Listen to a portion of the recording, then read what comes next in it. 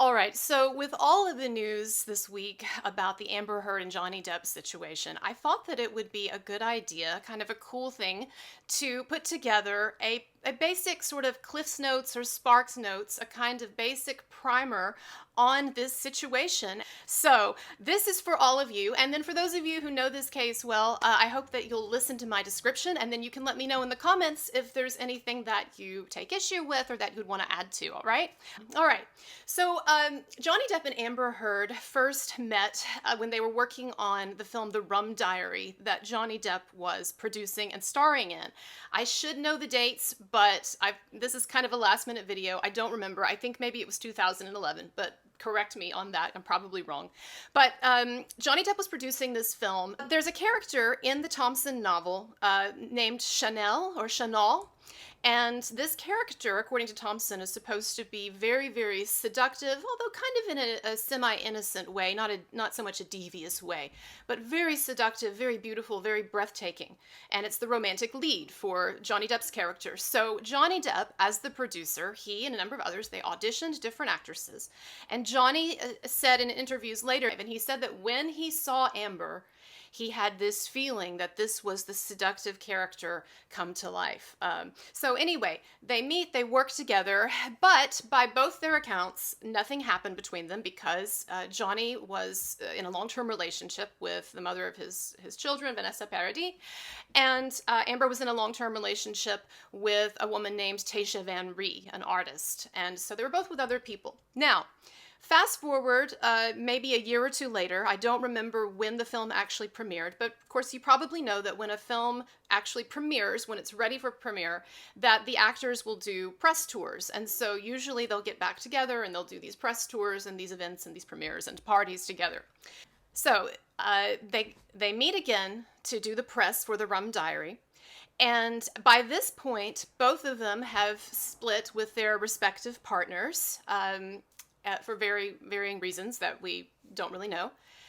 And so at this point, Johnny and Amber start a relationship. They agree that they started a relationship the night of when they got together for the premiere. So sparks evidently flew very fast. At any rate, they begin to date, move in together, so on and so forth. Now, fast forward another couple of years or so. Again, dates are not my strong suit, and so I'll refer you in my comment section to some individuals who are way more on the ball with all of the details than I am. But again, I'm just trying to provide here a summary. So they go to Australia because Johnny is shooting Pirates of the Caribbean. And I'm not going to get into the whole dog incident because I don't think it's very interesting and everyone's heard about it anyway. But look it up if you want to, the Johnny Depp Amber Heard dog incident. But what's much more interesting that does happen in Australia is that while they're in Australia, Johnny is pictured with an injury. It looks like a significant injury to his finger, and I'm not sure. I can't remember which one. Was it the index finger? Again, some of you know better than I do. But there's an injury, and both sides, Amber and Johnny, they agree that there was an injury, that the tip of his finger got sliced off. Where they disagree is who did this. Amber claims that Johnny basically sliced off in a kind of a drunken rage or a drug-induced rage, that he was jealous of guys that she was working with and so on, and he sliced off the tip of his finger and dipped it in ink and was drawing in ink and blood and so forth. All right, and Johnny claims that Amber was in a drunken rage and that she picked up a vodka bottle and lobbed it at him, and the bottle, when it hit the countertop, it exploded and it sliced off his finger. And so he had to go to the hospital. Amber was taken by his staff home to the United States, and they were apart for a bit of time, and it slowed down production on Pirates of the Caribbean and so on and so forth. And Johnny contracted MRSA, I think 3 or 4 times, and so it was a difficult injury for him. And again, they disagree on who caused it. I do realize that there are some audio tapes. I will get to that in just a moment. All right. So things are rocky, to say the least, in this relationship. And what ends up happening is that Johnny's mother dies, and at the same time that his mother dies, he finds out that he has lost or had hundreds of millions of dollars stolen from him. I don't know the details on that. You can look it up. And so, he's late getting home, and then he gets home and he claims that Amber, flies into a rage and so on and so forth. There had also been an issue with the fact that the staff had found feces in the couple's marital bed, and the staff at least testified that Amber admitted to putting it there, that she or one of her friends had actually defecated on the bed. Amber disagrees that she said this, and so on and so forth. But basically, Johnny was under the impression, apparently, that Amber had shat in the bed, and it was kind of like everything that had occurred, he said, had brought him to the brink, and he just felt like he couldn't go on this way anymore. All right. Now, after Amber is informed that Johnny wants a divorce, she knows that the marriage is over, the relationship is over, and so she files for divorce. And I'm not sure if you saw these famous pictures, but she is photographed being escorted from her vehicle to the Los Angeles courthouse, presumably for a hearing on a restraining order that she also filed at that time against Johnny Depp. And as she is walking to and from court very slowly with all of these photographers around, and I'm going to show you the picture right now. This is what she looks like. And as you can see, this is very uncharacteristic of what she normally looks like. And so I'm not, so whatever you think about this photo, whether she's legit or not legit, and I know people have strong opinions on that, this is an interesting look, so that's all I'll say. It seems to be a very produced look, uncharacteristic of her. And that's probably about the most you'll get out of me in terms of my opinion. But anyway, so this hits the news waves, the media like crazy. You probably remember this even if you don't remember the case. Johnny Depp, wife beater, and those close-ups of Amber with the bruise, and of her, crying in the back of the car and everything, right? And, people had always had this feeling, even though Johnny Depp is beloved by so many millions, maybe hundreds of millions of people, right? There had always been this feeling among many too that he was a little, off, a little odd. He plays these quirky characters, and he's got the rings and the tattoos and all of that. I'm not saying there's anything wrong with that, right? But what I'm trying to say here is that this media coverage, spurred on by Amber Heard getting the restraining order of alleging violence, and then you have the bruise that she was exhibiting, and so on and so forth. All of this really combined with this feeling in the public that a number of people had that Johnny Depp was maybe a little kind of a strange but beloved character, and suddenly people were looking at him like, oh, he's not just a little quirky. There is something pathological here. There is something wrong here, etc. Okay, and so it was really, really horrible for his reputation, because instantly he's branded a wife beater, and so on. So what happens is, I'm not going to get into the whole process, but he and Amber basically, first of all, Amber's restraining order, it was initially accepted in some way or filed, but then it ended up, and please correct me in the comments, it ended up either being rejected by the judge, or she withdrew it, or both. I don't know. But at any rate, the restraining order thing goes away. There's no restraining order put on Johnny Depp. And Johnny Depp and Amber Heard, between their lawyers, they hash out a settlement deal, because they had not had a prenuptial agreement. Amber didn't want one. Johnny didn't want to force that on her, although he had tried to talk to her about it after they married. Post-nuptial agreement. And that's the wrong time. You don't have leverage anymore, right? Anyway, and that may have been actually when they had the incident in Australia, but I can't remember. All right, so here's the point.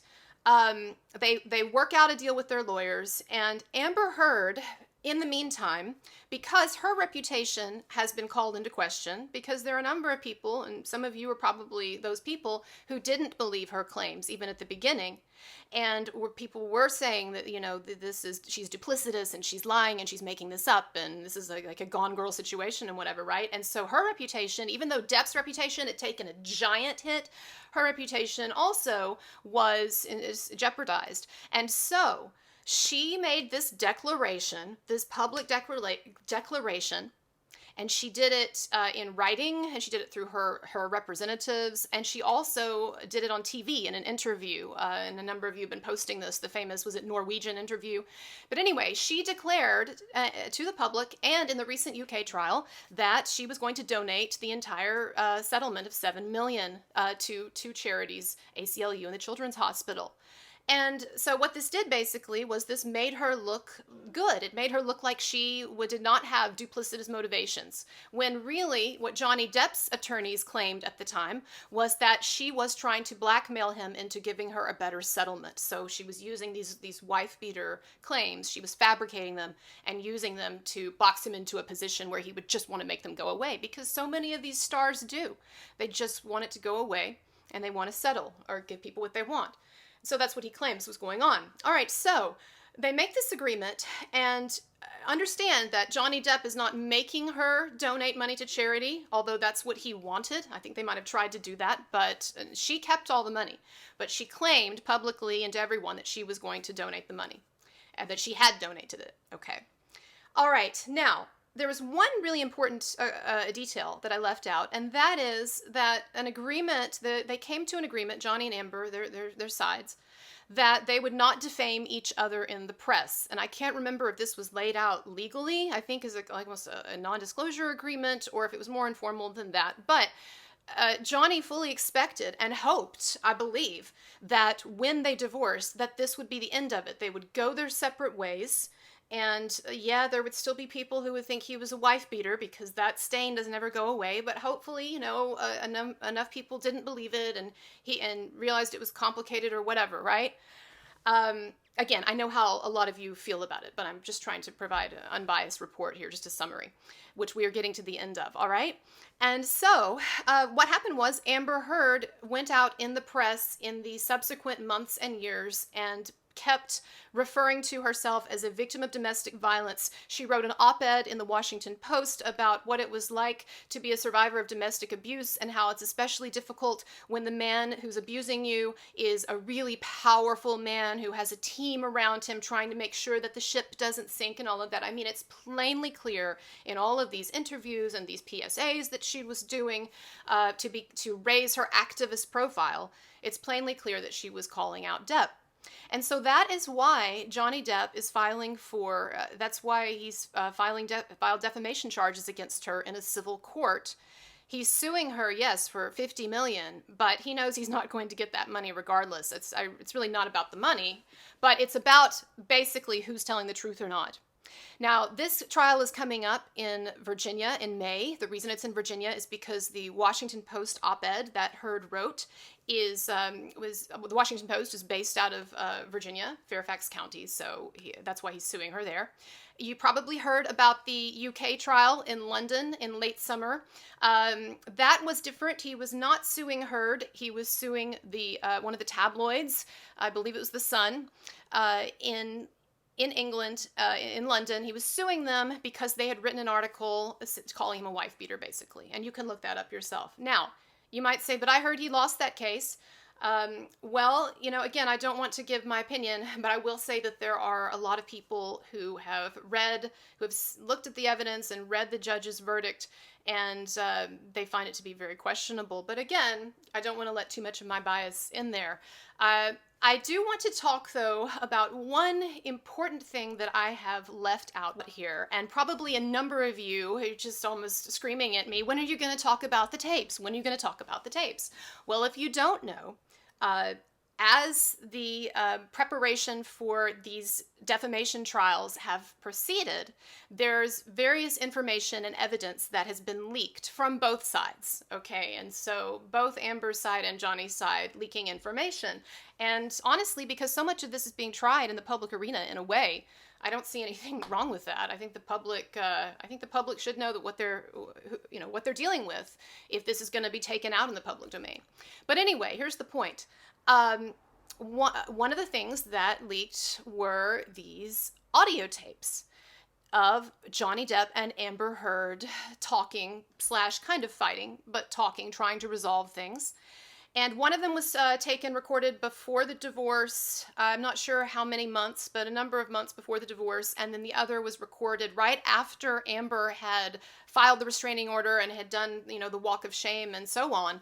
And so Johnny Depp and Amber are talking about that. So if you haven't heard it, you might find both of those interesting. Here's the thing about the tapes, and here's why so many people have been talking about them. First of all, they were not recorded against Amber's will. So this was not a case, contrary to what some might have insinuated, this was not a case where Amber was being surreptitiously recorded or manipulated in some way. It was, and this is something that they've both agreed in court depositions, that they were in a regular habit of audio taping their conversations, because when they would get into disputes, it was hard for them to remember who said what, because Amber always had a differing account of what had been said. And so they would record these conversations so that they could listen to them again and get on the same page. It's hard to believe that ever actually really worked, but maybe it did. I don't know. And if you listen to these tapes, particularly the longer one, the one before they were divorced, Amber does talk repeatedly, does admit repeatedly that she punched him or that she attacked him, that she hit him. She repeatedly admits to hitting him, to starting physical fights. And in the tapes, she repeatedly complains that Johnny Depp always wants to run away from fights, that he never sticks around to fight with her, that he always runs. She calls him a coward. She berates him for running away. And if you listen to those tapes, a lot of people think that it is pretty clear who the aggressor in that situation is. And they would say that it's not Johnny Depp.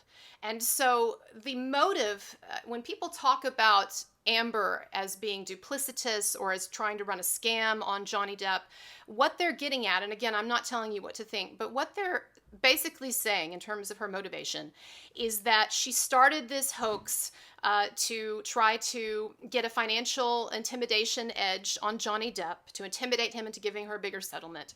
And then once that didn't work, then she used this story to up her profile as a feminist activist, because she is like a UN ambassador for women's rights or feminism or human rights or something like that. She speaks at a lot of these women's rallies, or at least she did. I don't know if anyone will have her now since the tapes came out. There are a number of people who say that based on what they hear on the tapes, that she seems to be somewhat psychologically disturbed. And so maybe she really thinks that these things happen. One of the problems with toxic personalities and toxic personality disorders, and you can look these up yourself, is that they tend to project their own behavior onto others. They tend to distort things. They tend to see things in a very muddy way or even an oppositional way. They'll remember things the opposite way they happened. So who knows, probably a mix of things are going on with her. I think there's definitely psychological issues, personality disorders, and then financial reasons, and then to raise her activist profile, all of that, right? If you believe that she's not telling the truth. And again, I don't want to make that judgment for you. Now, the last thing I want to mention, too, is that Amber Heard was arrested for domestic violence against her former partner, Tasia Van Ree, that I mentioned earlier, in an airport. And she was actually arrested by a lesbian officer. And you may say, why are you bringing that up? I'll tell you in just a second. But she was arrested for grabbing or punching or hitting the girlfriend really hard in the arm. And it was enough so that the officer saw it and took the time and the trouble to arrest her. And she was arrested. They ended up dropping the charges only because she was out of state, and Tasia, I don't believe, wanted to testify and so forth. And this is how things go sometimes. But when this information came out, after Amber Heard did her, restraining order walk of shame in front of the courthouse, when this information came out in the press that she actually had a prior arrest record for domestic violence, she claimed that the arresting officer, she had Tasia, her former partner, claimed that the arresting officer was homophobic. Tasia put out a statement basically saying that the reason why Amber had been arrested was because of homophobia, because they were two women. Well, then it came out as, like I said, that the arresting officer was a lesbian. So that explanation did not really work. So I guess what I'm saying to you here in the end is I hope that this has explained the situation for you, those of you who didn't know what was going on or what is at stake. And there's tons of stuff that I haven't covered, but I wanted to hit the main points. And please put any of your questions or comments. Please be nice, my first video, but please put your questions and your comments in my comment section. All right, bye-bye.